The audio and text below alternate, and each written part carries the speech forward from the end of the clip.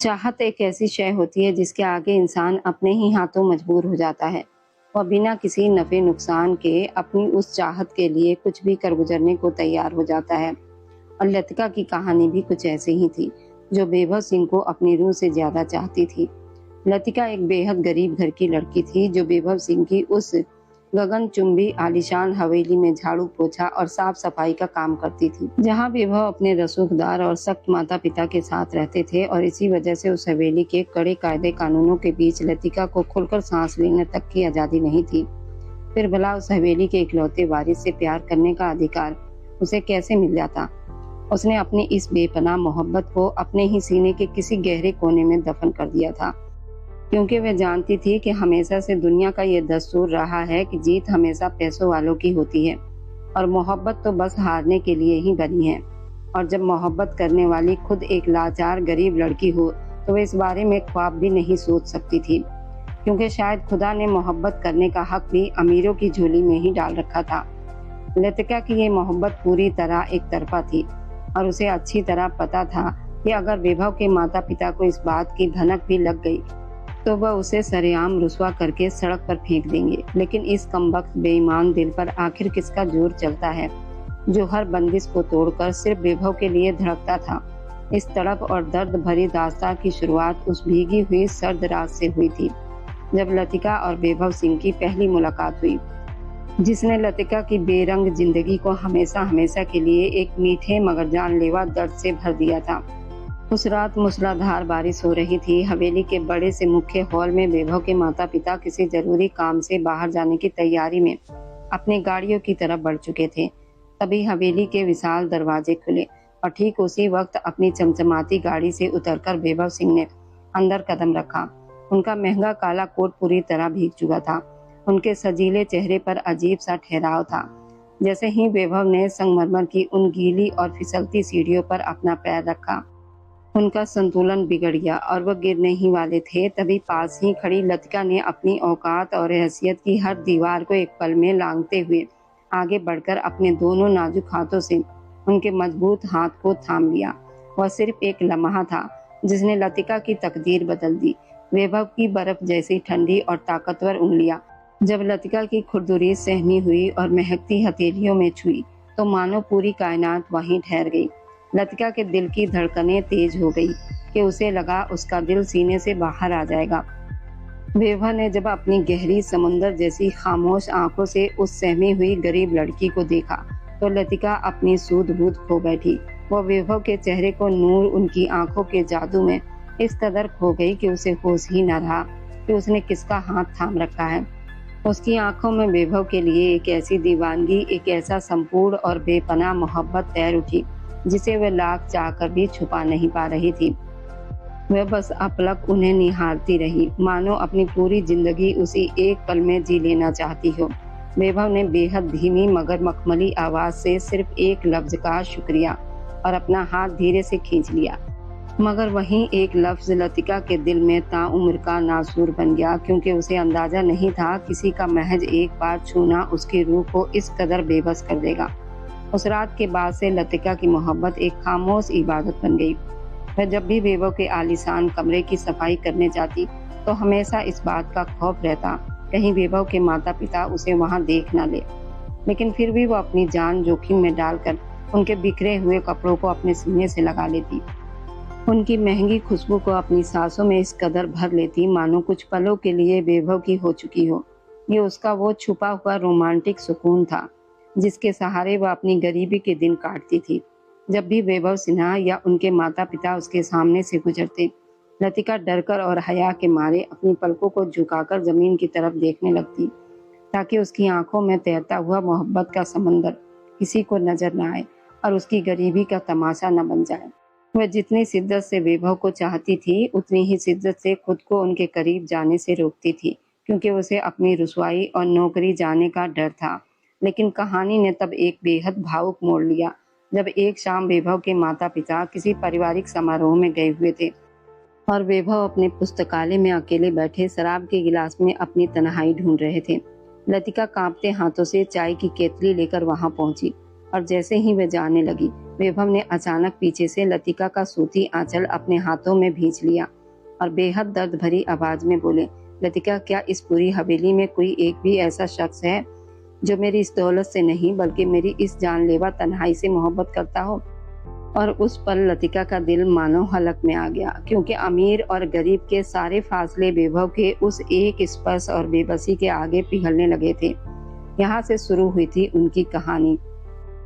लतिका बेटे, तुम्हें वैभव सिन्हा बुला रहे हैं। उमा देवी माँ की बात सुनते बर्तन मांजते उसके हाथ रुक गए थे। खूबसूरत चेहरे पर हैरानी फैल गई, भूरी आंखों में नमी झिलमिलाने लगी। सारा दिन उसने बिना आराम किए इस हवेली के तमाम काम निपटाए थे और अब उसे वैभव सिन्हा की बेरहम नजदीकियां भी सहनी थी। अपनी आंखें कसकर बंद करते हुए उसने नमी को खुद में समेट लिया। हाथ धोकर दुपट्टे से पोंछती वो भावहीन चेहरा लिए पलटी। उमा देवी माँ उसके इस भावहीन चेहरे को दया भरी नजरों से देख रही थी। लतिका यादव के चेहरे पर छाया दुख और उसे और भी सुंदर बना रहा था। ध्यान से जाना बेटा, किसी की नजर में न आना वैभव सिन्हा का आदेश है। उमा देवी माँ रसोई की दहलीज से बाहर जाते हुए उसकी पीठ को देखते हुए बोली। लतिका के बढ़ते हुए कदम रुक गए। फिक्र मत करो माँ, 2 दिनों से किसी को भी खबर नहीं हुई कि हवेली का बेटा एक नौकरानी को अपने कमरे में बुलाकर अपने मन की इच्छा पूरा करता है। आज भी नहीं होगी, कड़वी मुस्कान के साथ कहते हुए वो अपने कदम लगभग घसीटते हुए हवेली के सबसे शानदार कमरे की ओर बढ़ गई। आ जाओ। दरवाजा खटखटाने के जवाब में अंदर से आती भारी आवाज सुनकर लतिका यादव ने गला सुखाते हुए कुंडी घुमाई। दरवाजा खोलते ही अंधेरे में डूबे कमरे में कदम रखते ही उसके नजरें कांच की दीवार के पास सोफे पर आराम से आंखें बंद किए लेटे उस व्यक्ति पर पड़ी जो हवेली का चहेता बेटा था। सफेद बनियान में उसका मजबूत सीना और बाजू साफ दिखाई दे रहे थे। भीगे बाल लापरवाही से माथे पर गिरे हुए थे। उंगलियों में सिगरेट और काले पैंट में सिमटा हुआ वैभव सिन्हा उसे देखते ही लतिका यादव के दिल की धड़कन तेज हो गई।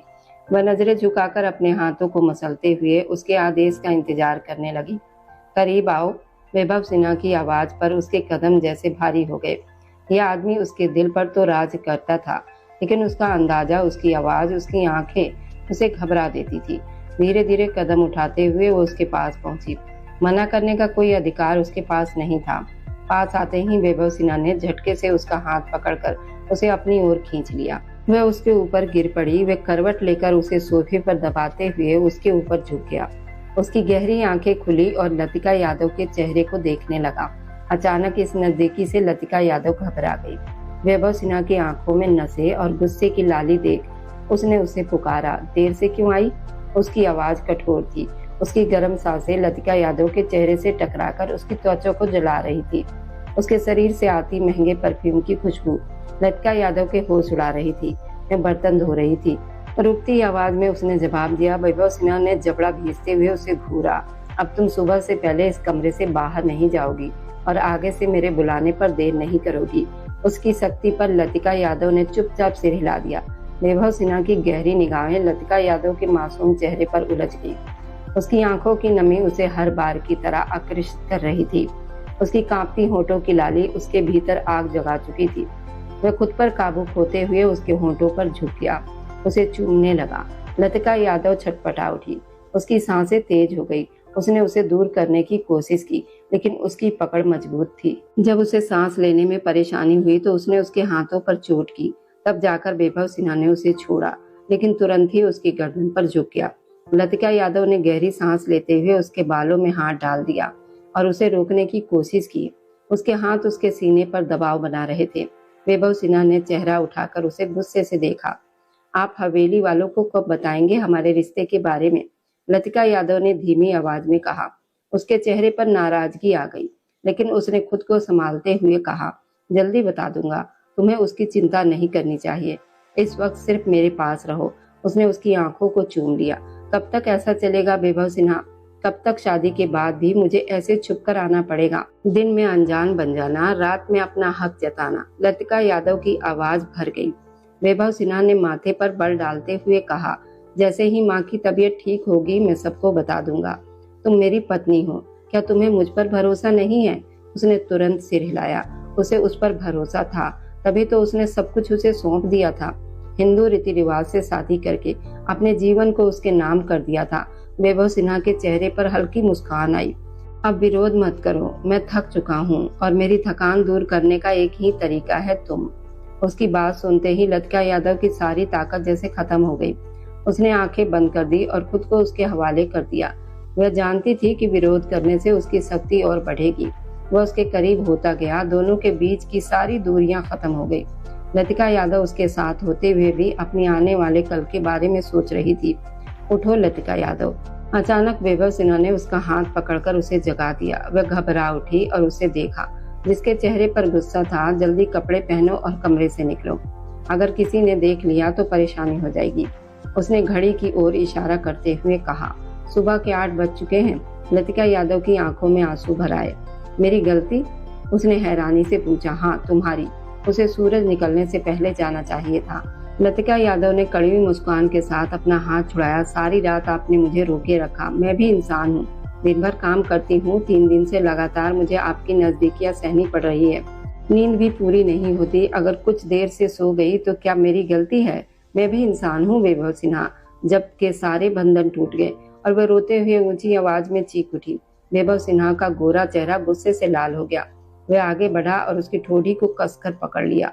आवाज नीचे रखो लतिका यादव, मैं तुमसे नरमी से बात कर रहा हूँ। इसका मतलब ये नहीं कि तुम्हारी ऊंची आवाज सहन करूंगा।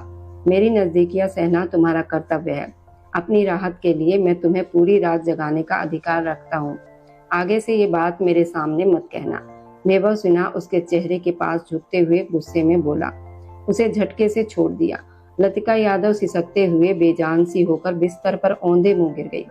गलती हो गई मुझसे, मैंने आपसे प्यार कर लिया। आप कहते हैं आपको मुझसे प्यार है। वैभव सिन्हा, ये कैसा प्यार है जिसमें एहसास नहीं, मेरी चिंता नहीं। शादी का पवित्र रिश्ता होने के बावजूद हम ऐसे छुपकर मिलते हैं। लतिका यादव चादर को मुट्ठी में पकड़कर रोते हुए बोली। ड्रेसिंग रूम की ओर बढ़ते वैभव सिन्हा के कदम रुक गए। उसकी आंखों में गुस्सा भर गया। वह पलटा और गुस्से भरी नजरों से उसे लतिका यादव को देखा, जो उसके कुर्ते में लिपटी रो रही थी। अब प्यार हो चुका है तो क्या किया जा सकता है। उठो, कपड़े बदलो और अपने कमरे में जाकर आराम करो। आज तुमसे कोई काम नहीं करवाया जाएगा। अपने गुस्से को काबू में करते हुए उसने ठंडे स्वर में कहा। लतिका यादव ने सिर उठाकर भीगी आंखों से उसे देखा और धीमी आवाज में पूछा, और इस मेहरबानी की वजह क्या बताएंगे सबको? वो मेरा मसला है। अब जल्दी उठो और जब तक मैं ड्रेसिंग रूम से बाहर आऊं तुम यहाँ से जा चुकी होनी चाहिए। वह सख्त लहजे में कहकर अंदर चला गया। लतिका यादव की आंखों से आंसू बहने लगे। कैसी किस्मत थी उसकी। वह उसके पास था, लेकिन ना कोई प्यार भरी बात, ना अपनापन, सिर्फ शक्ति। उसने उस घमंडी इंसान के साथ घर बसाने के सपने देखे थे, लेकिन उन सपनों का सच ऐसा होगा उसने नहीं सोचा था। आंसू पोंछते हुए अपने कपड़े लेकर बाथरूम की ओर चली गई, क्योंकि उसके बाहर आने से पहले उसे वहां से जाना था। 3 दिन पहले आप मुझे कहाँ लेकर जा रहे हैं? वैभव सिन्हा, छोड़िए मुझे। लतिका यादव उसकी मजबूत पकड़ से अपनी कलाई छुड़ाने की कोशिश करते हुए तेज बारिश में चिल्लाई। वैभव सिन्हा ने पलटकर उसकी ठोड़ी पकड़ ली। जहाँ भी ले जाऊं तुम्हें मेरे साथ आना होगा, वह गुस्से में बोला। लतिका यादव को उसकी उंगलियों का दबाव महसूस हुआ। आखिर एक नौकरानी को आप कहाँ लेकर जा रहे हैं वैभव सिन्हा? उसने दर्द सहते हुए कहा। वैभव सिन्हा के सीने में जलन और बढ़ गई। मुझसे प्यार करती हो, फिर किसी और के साथ खड़ी क्यों थी? उसने गुस्से से पूछा, लेकिन पकड़ थोड़ी ढीली कर दी। मैं आपकी हवेली में काम करती हूँ, मुझे आपसे प्यार करने का अधिकार नहीं है। कृपया मुझे छोड़ दीजिए, कोई देख लेगा। लतिका यादव की आंखों से आंसू बारिश में मिल गए। तेज बारिश दोनों को पूरी तरह भिगो चुकी थी। लेकिन मुझे अधिकार है, मैं तुमसे प्यार करता हूँ और अब तुम्हें अपने नाम करने में देर नहीं करूंगा। वह सख्ती से बोला और उसकी ठोड़ी छोड़ दी। लतिका यादव ने हैरानी से उसे देखा। क्या मतलब? आज ही हमारी शादी होगी? अभी इसी समय? उसकी बात सुनकर लतिका यादव हैरान रह गई। उसने उसकी कलाई पकड़कर उसे अपने साथ खींचना शुरू कर दिया और वह जैसे बिना समझे उसके साथ चलती चली गई। पूरा सफेद हवेली में विवेक सिन्हा का परिवार रहता था। उनके 2 बेटे थे। बड़े बेटे कमल सिन्हा, जिनकी पत्नी कल्याणी सिन्हा थी, और बेटा वैभव सिन्हा, जो पढ़ाई के लिए लंदन में रहता था। लेकिन कमल सिन्हा का बचपन में ही एक हादसे में निधन हो गया था। छोटा बेटा राजेश सिन्हा था, उनकी पत्नी चैताली देवी और गोद ली हुई बेटी शीना थी। सब चाहते थे कि शीना की शादी वैभव सिन्हा से हो जाए। लतिका यादव की मां गीता देवी इस हवेली में सालों से काम कर रही थी। उसके पिता श्याम यादव एक गरीब किसान थे। जरूरत पड़ने पर गीता देवी अपने पति और बेटी के साथ हवेली के सर्वेंट क्वार्टर में रहती थी। लतिका देवी पढ़ाई के लिए शहर गई थी, लेकिन माँ की तबीयत खराब होने पर उसे वापस आना पड़ा। उसने हवेली का सारा काम संभाल लिया। वहीं कल्याणी सिन्हा की तबीयत भी खराब रहती थी, इसलिए उसे हवेली में ही रहना पड़ता था ताकि जरूरत पड़ने पर वह उनकी सेवा कर सके। सब ठीक चल रहा था, लेकिन जब वैभव सिन्हा पढ़ाई पूरी करके वापस आया तो पहली नजर में वह लतिका यादव को देखकर उससे प्यार करने लगा और लतिका यादव भी उसकी ओर खिंचती चली गई। दोनों के बीच कई ऐसे पल आए जब उन्हें अपने प्यार का एहसास हुआ। उसी दिन कुछ लोग लतिका यादव को देखने आए थे। वह जानती थी कि उसका और वैभव सिन्हा का कोई मेल नहीं है, इसलिए वह अपने माता पिता की इच्छा से तैयार होकर उनके सामने बैठी थी। तभी उसे उस लड़के के साथ बात करने के लिए बाहर भेजा गया, लेकिन वो मन से वहां नहीं थी। उसी समय वैभव सिन्हा ने उसे देख लिया और गुस्से में उसकी कलाई पकड़ ली। उसे पता चला था कि लतिका यादव को देखने लोग आए हैं और ये सुनते ही वह गुस्से से भर गया था। वह सीधे उसके पास पहुंचा और उसे अपने साथ ले गया। उसी समय मौसम बदला, तेज बारिश शुरू हो गई। लतिका यादव, बेटे वैभव सिन्हा तुम्हें कमरे में बुला रहे हैं। उमा देवी माँ के कहने पर रसोई में बैठी लतिका यादव ने अपने आंसू पूछे उमा देवी माँ उसे पास खींचकर गले लगा लिया। सहारा मिलते ही वो फूट फूट कर रो पड़ी। सुबह शादी के बाद उसे हवेली छोड़ गया था। एक पल लगा था उसे अपने नाम करने में और किसी को पता तक नहीं चलने दिया। सुबह से वह हवेली के कामों में खुद को उलझाकर अपना ध्यान भटकाने की कोशिश कर रही थी, लेकिन लाख कोशिश के बाद भी उमा देवी माँ को सब कुछ बता चुकी थी। गीता देवी की तरह वो भी हवेली की पुरानी नौकरानी थी। उमा देवी माँ उसके पास बैठकर उसे समझाने के अलावा और कर भी क्या सकती थी। बस करो बेटा, मत रहो, जो होना था हो गया, अब जाओ वरना वैभव सिन्हा नाराज हो जाएंगे। उमा देवी माँ ने उसे अपने से अलग करते हुए उसके आंसू पोंछे और प्यार से कहा, माँ मैंने चाहा था कि हम एक हो जाएं, लेकिन इस तरह नहीं चाहा था। मैं किस तरह पापा और माँ का सामना करूंगी? लतिका यादव ने भर्राई आवाज में पूछा। सब ठीक हो जाएगा बेटा, वैभव सिन्हा सब ठीक कर देंगे, लेकिन उससे पहले हमें इस बात को छुपाकर रखना पड़ेगा, नहीं तो हवेली में बड़ा हंगामा हो जाएगा। अब जाओ, देर मत करो। उमा देवी माँ के कहने पर उसने चुपचाप सिर हिलाया। रात के अंधेरे में किसी की नजर से बचते हुए वैभव सिन्हा के कमरे की ओर बढ़ गई। लतिका यादव ने जैसे ही दरवाजा खटखटाया, वैभव सिन्हा ने तुरंत दरवाजा खोलकर उसकी कलाई पकड़ ली और उसे अंदर खींचकर अपने सामने कर लिया। लतिका घबरा गई और उसे देखने लगी। उसकी आंखें डर से फैली हुई थी और सामने वैभव सिन्हा की लाल आंखें थी, जिनमें अजीब सा नशा और जुनून था, जिसे उसके शरीर में सिरहन दौड़ गई। चलो इधर आओ, वैभव सिन्हा ने धीमी भारी आवाज से कहते उसे अपनी बाहों में भर लिया और बिस्तर की ओर ले गया। लतिका यादव अंदर तक कांप गई। उसकी उंगलियां वैभव की शर्ट को कसकर पकड़े हुए थी और वह उसे अविश्वास से देख रही थी। वैभव उसे बिस्तर पर लिटाकर उसके ऊपर झुक गया। उसे प्यार भरी लेकिन तीव्र नजरों से देखने लगा। आज मैं बहुत शांत हूँ, ऐसा लग रहा है जैसे मैंने सब कुछ पा लिया हो। तुम्हारा मिलना मेरे लिए सुकून है, मेरी सारी बेचैनी खत्म हो गई है, वो धीमी आवाज में बोला। लतिका यादव की धड़कन तेज हो गई। उसकी नजरों की गर्मी उसे बेचैन कर रही थी। तुम मेरी हो, अब तुम्हारे शरीर और तुम्हारी सांसों पर मेरा अधिकार है, मैं तुम्हें छू सकता हूँ। वह उसके चेहरे के पास झुकते हुए बोला और उसके चेहरे पर अपने होंठ फेरने लगा। लतिका यादव की सांसें तेज हो गई। उसने उसकी शर्ट कसकर पकड़ ली और जैसे ही उसके होंठ उसके गाल से होते हुए गर्दन तक पहुंचे, उसने उसे रोकते हुए करवट बदल ली। खुद को संभालने लगी। ये ठीक नहीं है वैभव, उसने हाँफते हुए कहा। वैभव सिन्हा को ये बात बिल्कुल पसंद नहीं आई। इसमें गलत क्या है? तुम मेरी पत्नी हो और मुझे तुम्हारी जरूरत है, वह उसके पास आते हुए बोला और उसकी कमीज खोलते हुए उसकी कमर को छूने लगा। लतिका यादव सिहर उठी, चादर कसकर पकड़ ली। प्लीज वैभव, ये ठीक नहीं है, हमारी शादी के बारे में किसी को नहीं पता, ऐसे में ये गलत है, उसने टूटती सांसों में कहा। लतिका यादव, तुम्हारा विरोध बेकार है, मुझे अभी तुम्हारी जरूरत है, मुझे मजबूर मत करो, वह सख्त आवाज में बोला। लतिका यादव की आंखों में आंसू आ गए। मैं सब ठीक कर दूंगा, मुझ पर भरोसा रखो, मुझे बस थोड़ा समय चाहिए, लेकिन अभी मैं तुम्हारी बात नहीं मानूंगा। वह कहते हुए उसकी बात सुने बिना उसके होठों पर झुक गया। वह कब से खुद को रोक रहा था, अब और नहीं रोक सकता था। लतिका की नजदीकी उसकी कमजोरी बन गई थी। उसके दिल में एक अजीब सी चाह उठती रहती थी जो शांत नहीं होती थी। उसने अपना दिल उसे दिया था, वह अपने भाव खुलकर नहीं दिखा पाता था, लेकिन लतिका के लिए वो बेहद जुनूनी था। सारी रात उसे अपने पास रखकर सुबह के समय उसने उसे जाने दिया। उसके माथे को चूमकर उसे भरोसा दिलाया कि सब ठीक हो जाएगा और उसे अपने कमरे से जाने को कह दिया। लतिका यादव चुप हो गई थी। वह उसे प्यार करती थी, लेकिन उसके अंदर एक डर बैठ गया था। उसे खुद पर भरोसा नहीं हो रहा था। वह गीता देवी और श्याम यादव के सामने खुद को दोषी महसूस करने लगी थी। ये सिलसिला बन गया था। वैभव सिन्हा उसे उमा देवी माँ के जरिए बुलाता और पूरी रात अपने पास रखकर सुबह उसे जाने देता। उन पलों के बाद वैभव सिन्हा का व्यवहार पूरी तरह बदल जाता था। रात में वो प्यार की बातें करता और सुबह ठंडा और सख्त हो जाता। लतिका यादव धीरे धीरे कमरे से बाहर निकली ही थी कि सामने आती शीना को देखकर उसका चेहरा सफेद पड़ गया। शीना की आंखों में गुस्सा और नफरत साफ दिखाई दे रही थी। वह हाथ बांधे उसे घूरने लगी। तुम अंदर क्या कर रही थी? उसने सख्त आवाज में पूछा और उसे ऊपर से नीचे तक देखा। लतिका यादव घबरा गई। वह कुछ बोल ही ना पाई। इतनी सुबह तुम वैभव सिन्हा के कमरे में क्या कर रही थी? शीना ने गुस्से में पूछा। लतिका यादव की सुंदरता और उसका वहां से निकलना शीना को अंदर तक जला गया था। वैभव सिन्हा ने कॉफी मंगवाई थी, वही देने आई थी। लतिका यादव ने बहाना बनाया। शीना ने तिरस्कार से कहा, वैभव सिन्हा को कहो अब और यहाँ से जाओ, आगे से यहाँ नजर मत आना। लतिका यादव ने चुपचाप सिर झुका लिया। तभी उसका दुपट्टा सरक गया और उसकी गर्दन पर पड़े निशान दिख गए। वह घबरा गई और जल्दी से दुपट्टा ठीक करते हुए तेज कदमों से रसोई की ओर चली गई। शीना की गहरी सोच, भारी निगाहें उसे ओझल होने तक उसकी पीठ को देखती रही।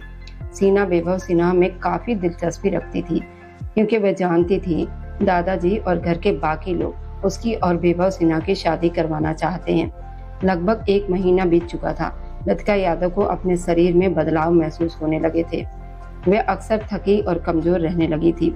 दूसरे ओर वैभव सिन्हा भी हवेली में नहीं था। वह शहर में किसी काम से पिछले 1 महीने से रुका हुआ था। कल्याणी सिन्हा की तबीयत अब ठीक हो चुकी थी और घर में शीना और वैभव सिन्हा की सगाई की बात भी चलने लगी थी। लतिका यादव इन सब हालत से परेशान हो चुकी थी। पूरे दिन उसे एक पल की भी राहत नहीं मिली थी। उस समय भी वो तेजी से काम करते हुए कल्याणी सिन्हा के लिए सूप बनाकर ट्रे में रखकर रसोई से बाहर निकली ही थी कि उसकी आंखों के आगे अंधेरा छा गया। उसे लगा जैसे होश खत्म हो रहे हों। ट्रे उसके हाथ से गिर गई और वो बेहोश होकर लाउंज के सबके सामने गिर पड़ी। लाउंज में बैठे दादाजी और राजेश सिन्हा, उसकी पत्नी चैताली देवी तुरंत उठ खड़े हुए। चैताली देवी ने नौकरानी के साथ मिलकर लतिका यादव को सोफे पर लिटाया। उसी समय कल्याणी सिन्हा की डॉक्टर भी वहां आ गई थी। दादाजी के कहने पर उन्होंने लतिका यादव की जांच शुरू की। धीरे धीरे उसने आंखें खोली। उसे सब कुछ धुंधला दिखाई दे रहा था। तेज रोशनी उसकी आंखों में चुभ रही थी। कुछ पल के बाद उसे होश आया। दादाजी की कड़क आवाज गूंजी, ये किसका बच्चा है लड़की? ये सुनते ही लतिका यादव जैसे जम गई। जो वह सोच रही थी वही सच था। वह मां बनने वाली थी और उसकी कोख में वैभव सिन्हा का बच्चा पल रहा था। उसकी आंखों में आंसू भर आए। हमने पूछा, जवाब दो। दादाजी गुस्से में बोले, ये किसका बच्चा है? लतिका यादव कांप गई। पूरे लाउंज में उमा देवी माँ और बाकी सब लोग खड़े थे। शीना एक तरफ खड़ी उसे गुस्से से देख रही थी। लतिका यादव समझ नहीं पा रही थी क्या कहे। जवाब दो, दादाजी और जोर से बोले। ये नाजायज बच्चा किसका है? ये सब सुनकर लतिका यादव टूट गई। नाजायज नहीं है दादाजी, मेरा बच्चा नाजायज नहीं है। वह रोते हुए खड़ी हो गई। अगर नाजायज नहीं है तो बताओ इसके पिता का नाम। दादाजी गरजे, किसके साथ गलत संबंध बनाए तुमने? लतिका यादव कांपते हुए बोली, ये गलत नहीं है, मेरा बच्चा सही है। इसका पिता वैभव सिन्हा है। वो पूरी हिम्मत जुटाकर सच बोल गई। ये सुनते ही सब हैरान रह गए। शीना ने गुस्से से उसे देखा। दादाजी गुस्से से बोले, क्या कह रही हो? हमारे पोते पर इल्जाम लगा रही हो? ये इल्जाम नहीं है, यही सच है दादाजी। लतिका यादव रोते हुए बोली, वैभव सिन्हा ने मुझसे शादी की। मैं सच कह रही हूँ, वो मुझसे प्यार करते हैं। उन्होंने कहा था कि जैसे ही कल्याणी सिन्हा की तबीयत ठीक होगी तो सबको बता देंगे। मेरा बच्चा गलत नहीं है, वैभव सिन्हा का बच्चा है और मैं उनकी पत्नी हूँ। वह सबको समझाने की कोशिश कर रही थी। शीना गुस्से से बोली, ये झूठ बोल रही है। अपना पाप छुपाने के लिए वैभव सिन्हा का नाम ले रही है ताकि इस घर की बहू बन जाए। इसे और इसके माँ बाप को यहाँ से निकलवा दीजिए। ये कहीं और गलत काम करके आई है और अब हमारे घर पर इल्जाम लगा रही है। लतिका यादव रोते हुए सिर हिलाती रही। नहीं, मैं झूठ नहीं बोल रही, मुझ पर विश्वास कीजिए। तभी उसकी नजर दरवाजे की ओर गई और उसने वैभव सिन्हा को देखा। वह दौड़कर उसके पास गई। वैभव सिन्हा, इन्हें बताइए ना, आपने मुझसे शादी की है, हमारा बच्चा गलत नहीं है। वह रोते हुए उसका हाथ पकड़ने लगी। दादाजी गुस्से से बोले, बस करो, ये नाटक बंद करो। अपने गलत काम को छुपाने के लिए हमारे पोते पर आरोप मत लगाओ। इसके माता पिता को बुलाओ, हमें ये लड़की और इससे जुड़ा कोई भी व्यक्ति इस घर में नहीं चाहिए। ये सुनकर लतिका यादव के आंसू और तेज बहने लगे। उसने एक बार वैभव सिन्हा की ओर देखा और फिर दादाजी के पैरों में बैठ गई। ऐसा मत कीजिए दादाजी, मुझ पर भरोसा कीजिए, मेरा बच्चा गलत नहीं है। प्लीज वैभव सिन्हा, कुछ बोलिए, आप चुप क्यों हैं?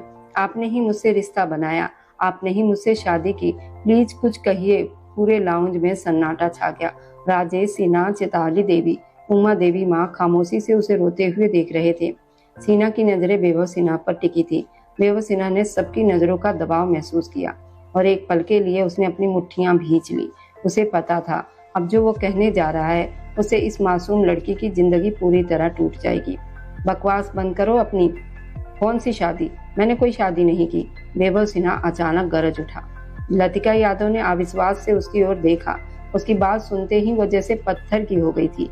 ये इंसान कैसे मुकर सकता था? जो उससे प्यार करने का दावा करता था वही आज सबके सामने उसे बदनाम कर रहा था। लतिका यादव के भीतर गुस्से की लहर उठी। उसे इस वक्त उसी इंसान की जरूरत थी, लेकिन वह तो अपने ही वादे से मुकर गया था। लतिका यादव गुस्से में अपनी जगह से उठ खड़ी हुई। 3 रातों तक आपने मुझे अपने पास रखा और बिना किसी परवाह किए अपनी जरूरत पूरी की। सुबह होते ही दूर हो जाते थे। लतिका यादव लगभग चिल्ला उठी। उसके बेबाक शब्दों पर वैभव सिन्हा का चेहरा लाल हो गया। उसकी नसें उभर आई। वह गुस्से से उसे देखने लगा। दादाजी, आप उमा देवी माँ से पूछ लीजिए, वो गवाह है कि मुझे वैभव सिन्हा के कमरे में भेजा जाता था। मेरे पापा एक गरीब किसान हैं। मैं उनका सामना कैसे करूंगी? इस बच्चे को क्या नाम दूंगी? लतिका यादव रोते हुए बोली। उमा देवी माँ सिर झुकाकर खड़ी रह गई। वह सच जानते हुए भी कुछ नहीं कह सकती थी। दादाजी का चेहरा गुस्से से भर गया। लड़की, चुप हो जाओ और यहाँ से निकल जाओ। हमें तुम और तुम्हारे माँ बाप इस घर में नहीं चाहिए। राजेश, इसे बाहर निकालो, दादाजी ने सख्त आवाज में कहा। लतिका यादव ने जोर से सिर हिलाया। वह कहाँ जाती? उसके पास कोई ठिकाना नहीं था। उसने बेबस होकर वैभव सिन्हा की ओर देखा, लेकिन तभी उसकी नजर उसके पीछे खड़े अपने माता पिता पर पड़ी, जो उसे अविश्वास से देख रहे थे। उसे लगा जैसे वही मर जाएगी। बाकी लोगों की नजरें वह सह लेती, लेकिन अपने माता पिता की नहीं। वह उनकी ओर बढ़ी। पापा, माँ, उसने दर्द भरी आवाज में पुकारा, लेकिन वह पीछे हट गए। दादाजी, हम इस लड़की से कोई संबंध नहीं रखते, हम इससे रिश्ता तोड़ते हैं, श्याम यादव ने कठोरता से कहा। लतिका यादव अविश्वास में डूब गई। पापा, आप ये क्या कह रहे हैं? वह कांपती आवाज में बोली। यहाँ से चली जाओ, तुमने हमारी इज्जत नहीं रखी, अब हमें बेघर मत करो। उस इंसान के पास जाओ जिसके बच्चे को तुम पेट में लिए हो। श्याम यादव हाथ जोड़कर बोले।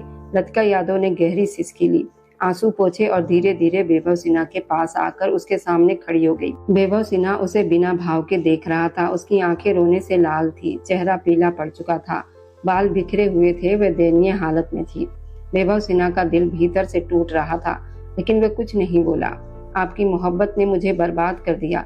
आपके होते हुए आपके बच्चे को गलत कहा गया, मेरे चरित्र पर सवाल उठाए गए, मेरे अपने भी मुझ पर विश्वास नहीं कर पाए। ये सब आपकी वजह से हुआ है। लतिका यादव बोली। आपका प्यार झूठा था, मैं आपको कभी माफ नहीं करूंगी। मुझे आपसे नफरत है। अब मैं यहाँ से जा रही हूँ।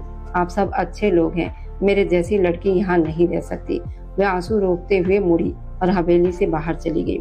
उसका हर कदम वैभव सिन्हा के दिल पर चोट कर रहा था। वो बिना पीछे देखे चली गई, इस भरोसे के साथ कि भगवान न्याय करेंगे। उसके जाते ही वैभव सिन्हा ने फोन निकाला और किसी को संदेश भेजा और अपने कमरे में चला गया। श्याम यादव और गीता देवी टूटे हुए मन से अपने क्वार्टर की ओर चले गए। राजेश सिन्हा और चैताली देवी भी अपने कमरे में चले गए। सीना मुस्कुरा दी और अपने कमरे की ओर बढ़ गई। लतिका यादव दुपट्टे से खुद को ढककर सड़क पर चल रही थी। ठंडी हवा उसे कांपने पर मजबूर कर रही थी। उसके आंसू रुक ही नहीं रहे थे। वह अपने पेट पर हाथ रखे आगे बढ़ रही थी। तभी एक काली गाड़ी उसके पास आकर रुकी। वह घबराकर पीछे हट गई, लेकिन गाड़ी से उतरते आदमी ने उसे पकड़ लिया। उसके मुंह पर बेहोशी का दवा लगा दिया। वह तुरंत बेहोश हो गई। उसे गाड़ी में डालकर ले जाया गया। सब कुछ इतनी जल्दी हुआ कि वह कुछ समझ भी नहीं पाई। कमरे में अंधेरा था। वैभव सिन्हा कुर्सी पर बैठा सिगरेट पी रहा था। उसके दिमाग में बस लतिका यादव ही थी। आज उसने अपने ही बच्चे को गलत कहलाते हुए सुना था, अपनी पत्नी को अपमानित होते देखा था और वह कुछ नहीं कर सका। वह मजबूर था, उसने ऐसा कभी नहीं चाहा था, लेकिन उसे मजबूरी में ऐसा करना पड़ा ताकि लतिका यादव की इज्जत बचा सके। उसने याद किया जब उसका शादी का कागज हवेली में आया था, सीना के हाथ लग गया था, तभी उसे सब पता चल गया था। सीना वैभव सिन्हा के लिए पागल थी और लतिका यादव को उसकी जिंदगी से हटाना चाहती थी। उसने लतिका यादव की कुछ गलत तस्वीरें लेकर उसे धमकी दी थी कि अगर उसने लतिका यादव को छोड़ नहीं दिया तो वह उन्हें सबके सामने फैला देगी। इसी डर से वह चुप रहा। लतिका यादव के जाते ही उसने अपने आदमी को उसे सुरक्षित अपने शहर वाले घर में लाने को कहा था। अब वह रास्ता सोच रहा था, तभी वह सीना के कमरे में पहुंचा। सीना बिस्तर पर मोबाइल देख रही थी। उसे देखकर चौंक गई। वैभव सिन्हा लड़खड़ाते कदमों से उसके पास आया। मुझे तुम्हारी जरूरत है सीना, उसने भारी आवाज में कहा। सीना ने उसे हैरानी से देखा। वैभव सिन्हा ने उसके चेहरे से बाल हटाए और उसे देखने लगा। सीना मुस्कुरा दी। तुम अपने होश में नहीं हो, कहने को तो उसका दिल जैसे उछल रहा था, लेकिन वह खुद पर काबू रखते हुए बोली थी, हाँ होश में तो मैं अब आया हूँ। होश में आया तो समझ आया मैं गलत कर रहा था। तुम्हें ठुकराते हुए मैं लतिका यादव से प्यार का दावा करता था। अब वो नहीं है तो समझ आया वह प्यार नहीं था, बस आदत थी या उसकी खूबसूरती थी जो मुझे उसकी तरफ खींच रही थी। उसका और मेरा कोई मेल नहीं। तुम मेरे लिए बनी हो सीना, नरम आवाज में कहते हुए वह सीना के और करीब गया। सीना के होठों पर ठहरी मुस्कान और गहरी हो गई। वह सांस रोके वैभव सिन्हा की आंखों में अपनी नजरें टिकाए उसकी हर हरकत का इंतजार कर रही थी। क्या तुम आज खुद को मुझे सौंप दोगी? मुझे तुम्हारी जरूरत है। वैभव सिन्हा ने उसके गाल पर हाथ रखते गंभीर आवाज में कहा, मैं तुम्हारी हूँ वैभव। वह शर्माते हुए बोली। उस समय ये भूल चुकी थी कि उनके बीच कोई वैध रिश्ता नहीं है। वैभव सिन्हा ने ये नजदीकी उसके लिए गलत रास्ते की शुरुआत थी, लेकिन वह जिद में आ चुकी थी। वैभव को पाने की जिद। वैभव सिन्हा के होठों पर हल्की मुस्कान आई। अब मैं भी तुम्हारा हूँ और तुम मेरी हो, तो तुम लतिका यादव की तस्वीरें डिलीट कर दो। मैं नहीं चाहता वह अब हमारे बीच रहे। वह अब मेरे लिए कुछ नहीं है। मैं उसे याद करके अपनी आने वाली जिंदगी खराब नहीं करना चाहता। वह अब मेरे दिल में नहीं रहती। मैं चाहता हूँ कि वह हर तरह से हमारी जिंदगी से खत्म हो जाए।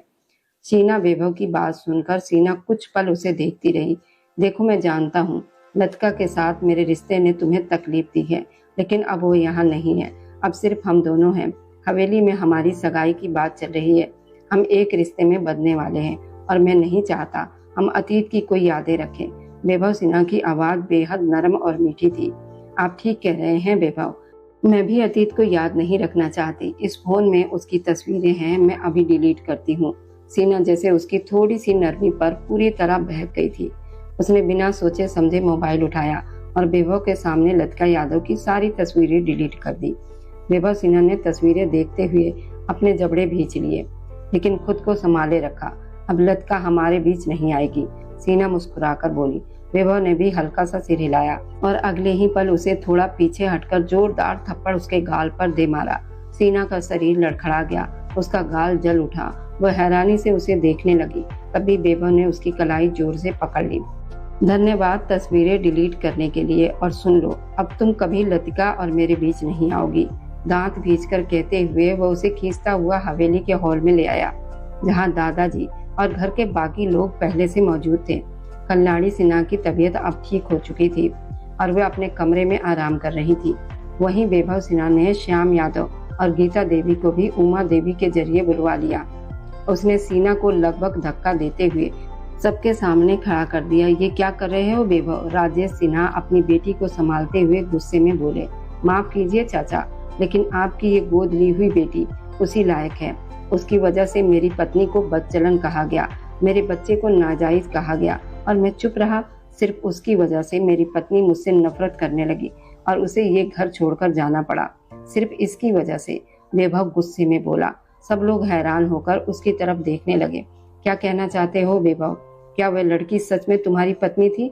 दादाजी ने हैरानी से पूछा। दादाजी, लतिका यादव मेरी पत्नी है और हमेशा रहेगी। उसके गर्भ में जो बच्चा है वो मेरा है। हमने मंदिर में पूरे हिंदू रीति रिवाज से शादी की थी। अग्नि के साथ फेरे लिए थे, मंगलसूत्र पहनाया था, सिंदूर भरा था और भगवान के सामने एक दूसरे को पति पत्नी स्वीकार किया था। माँ की तबीयत खराब होने की वजह से मैंने ये बात छुपाई थी, क्योंकि डॉक्टर ने कहा था उन्हें कोई बड़ा झटका नहीं देना चाहिए। मैं सही समय पर सबको बताना चाहता था, लेकिन इसने सब बिगाड़ दिया। इसने लतिका की गलत तस्वीरें और वीडियो बनाकर मुझे ब्लैकमेल किया कि मैं उसे छोड़ दूं। उस दिन मुझे मजबूर होकर सबके सामने शादी से इनकार करना पड़ा, वरना ये उसकी इज्जत सोशल मीडिया पर खराब कर देती। और आज ये बिना किसी रिश्ते के मुझसे जुड़ने की कोशिश कर रही थी। वैभव की बात सुनकर सब स्तब्ध रह गए। श्याम यादव और गीता देवी रोने लगे। उन्हें अपनी गलती का एहसास हो चुका था। हमसे बहुत बड़ी गलती हो गई। हमने एक निर्दोष लड़की पर विश्वास नहीं किया। दादाजी दुखी होकर बोले, लेकिन वैभव गलती तुम्हारी भी है। अगर तुम उसे चाहते थे तो हमें बताते, हम खुद तुम्हारी शादी कराते। इस तरह छुपाकर शादी करना सही नहीं था। मुझसे गलती हुई दादाजी। अब मैं अपनी पत्नी को वापस लाने जा रहा हूँ। उससे माफी मांगूंगा। अब दुआ करें वो मुझे माफ कर दे। वैभव की आवाज भर गई। जाओ बेटा, वापस ले आओ। हम सब उससे माफी मांगेंगे। और राजेश, अपनी बेटी को तैयार करो। इसकी शादी इसी हफ्ते हमारे दोस्त के बेटे से होगी, दादाजी ने सख्ती से कहा। मैं ये शादी नहीं करूंगी। मैंने कुछ गलत नहीं किया। सीना चिल्लाते हुए अपने कमरे की ओर भागी। दादाजी ने कड़ी नजर से राजेश सिन्हा की तरफ देखा। जैसा आप कहेंगे वैसा ही होगा, उन्होंने सिर झुकाकर जवाब दिया। राजेश सिन्हा अपनी पत्नी को इशारा करते हुए सिन्हा के कमरे की तरफ बढ़ गए थे। वैभव सिन्हा ने जैसे ही दरवाजे की तरफ कदम बढ़ाए, तभी श्याम यादव ने उसे रोक लिया। बेटा, वो ठीक तो है ना?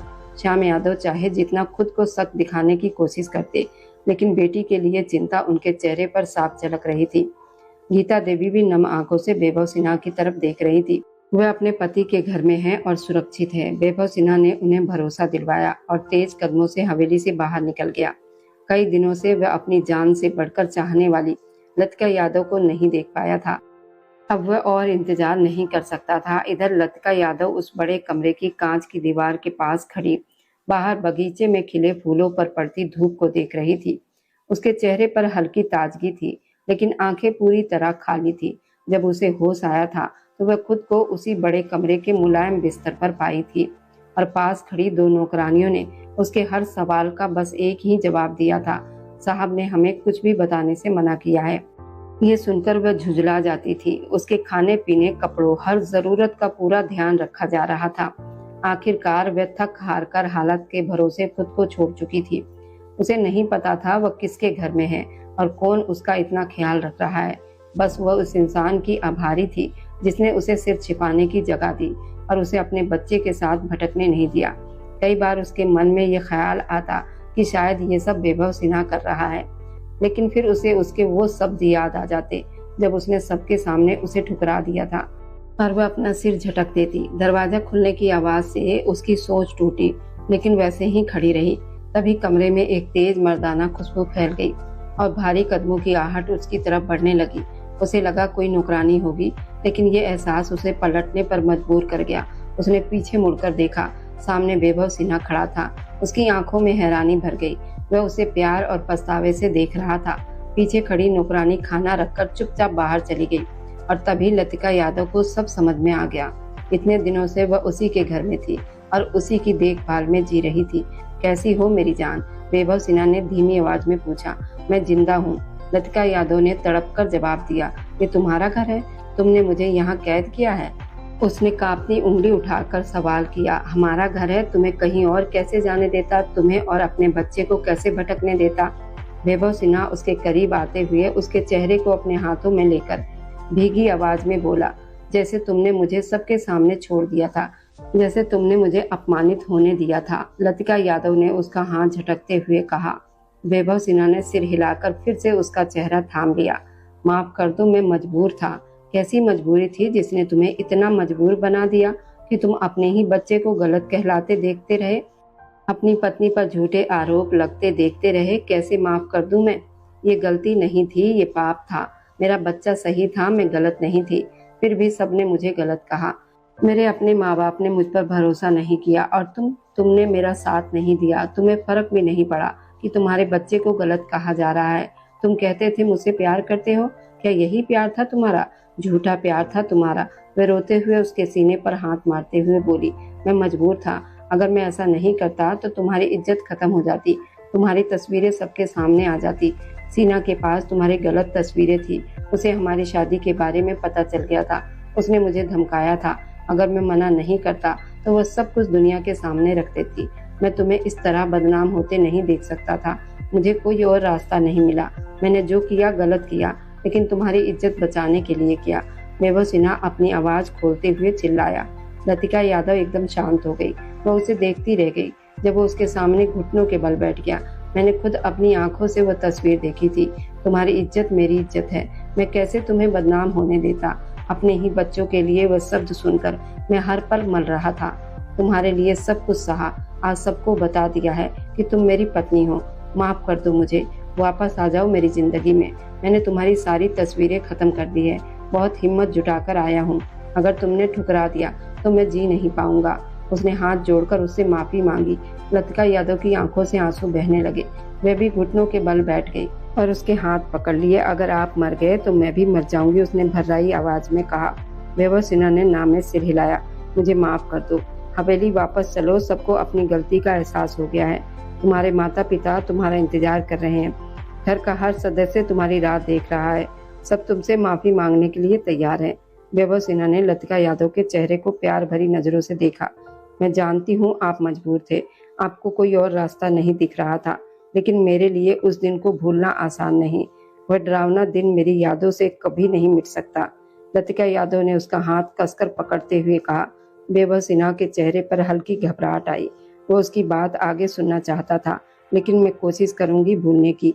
मैं नहीं चाहती कि मेरा बच्चा अपने पिता से दूर रहे। सच कहूँ तो मैं आपके बिना नहीं रह सकती। प्यार को भूलना आसान नहीं होता। प्यार से नफरत का दिखावा करना भी आसान नहीं है। मैं चाह कर भी आपसे नफरत नहीं कर सकी।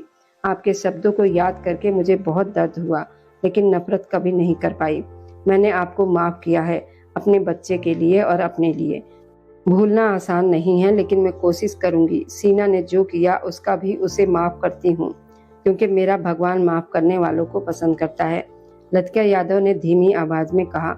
ये सुनकर जैसे वैभव सिन्हा को पूरी दुनिया मिल गई हो। वे भावनाओं में डूबकर उसे सीने से लगा लिया। धन्यवाद मेरी जान, उसने प्यार से कहा। उसके बालों को चूम लिया। लतिका यादव हल्के से मुस्कुरा दी। पिछले कई दिनों की थकान और उदासी एक पल में खत्म हो गई। वैभव हालातों के आगे मजबूर हो गया था। उसने जो कहा वह गलत था और उसे उसका पछतावा भी था।